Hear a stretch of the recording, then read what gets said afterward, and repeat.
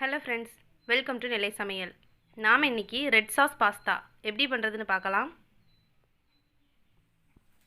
ஒரு பேனில் தண்ணி சேர்த்துக்கோங்க. 3 தக்காளி, அதோட 5 வரமிளகாய் சேர்த்துக்கோங்க.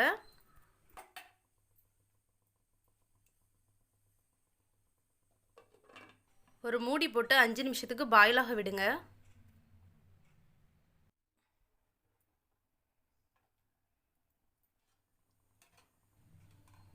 அஞ்சு நிமிஷம் ஆயிடுச்சு. இப்போ நம்ம வெளியே எடுத்துடலாம். தக்காளியோட பீலை ரிமூவ் பண்ணிவிடுங்க. ஒரு மிக்ஸி ஜாரில் சேர்த்து நல்லா பேஸ்ட் அரைச்சி எடுத்துக்கோங்க.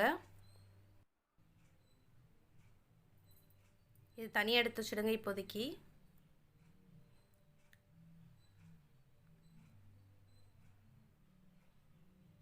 ஒரு பேனில் 1/2 டேபிள் ஸ்பூன் வெண்ணெய் சேர்த்துக்கோங்க.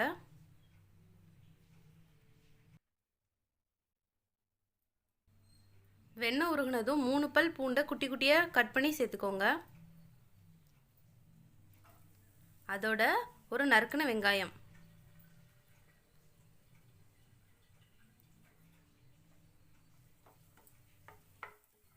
ரெண்டு நிமிஷம் வதக்கி விடுங்க.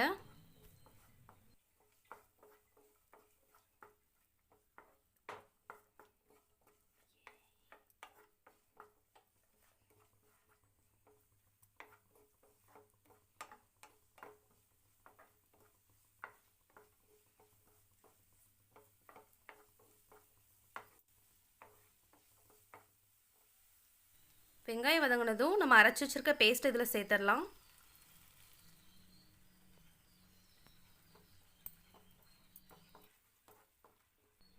மூணுலேருந்து 4 நிமிஷத்துக்கு அதோட பச்சை வாசனை போகிற வரைக்கும் வதக்கி விட்டுருங்க.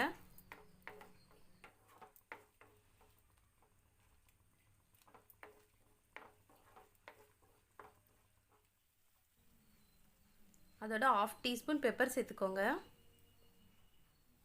தேவையான உப்பு சேர்த்து 1 நிமிஷத்துக்கு நல்லா மிக்ஸ் பண்ணிவிடுங்க.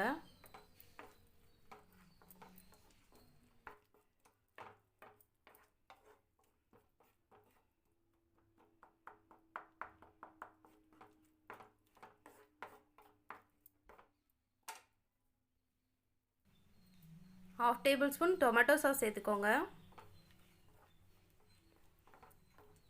ஒரு 2 நிமிஷம் நல்லா வதக்கி விட்டுறலாம்.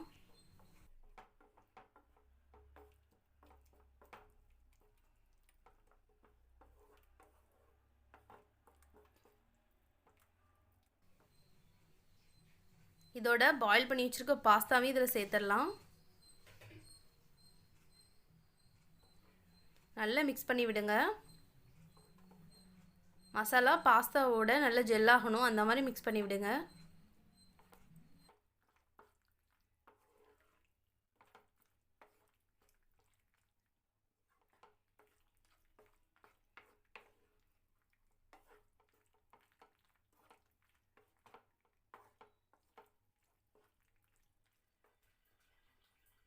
பாருங்கள், நல்லா மிக்ஸ் ஆகிடுச்சு.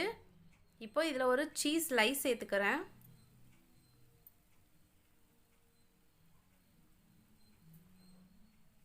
அதோட மேலே கொஞ்சமாக சில்லி ஃப்ளேக்ஸ் சேர்த்துக்கோங்க.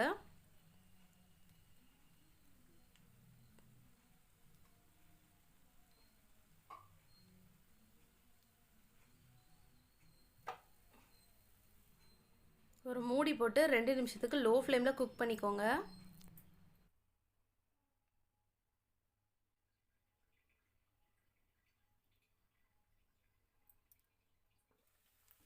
பாருங்கள், பாஸ்தா ரெடி ஆகிடுச்சு. இந்த ரெசிபி ட்ரை பண்ணி பார்த்துட்டு எப்படி இருந்துச்சுன்னு கமெண்ட் செக்ஷனில் சொல்லுங்கள். நெல்லை சமையல் சேனலுக்கு லைக் பண்ணுங்கள், ஷேர் பண்ணுங்கள் அண்ட் சப்ஸ்கிரைப் பண்ணுங்கள். தேங்க்யூ.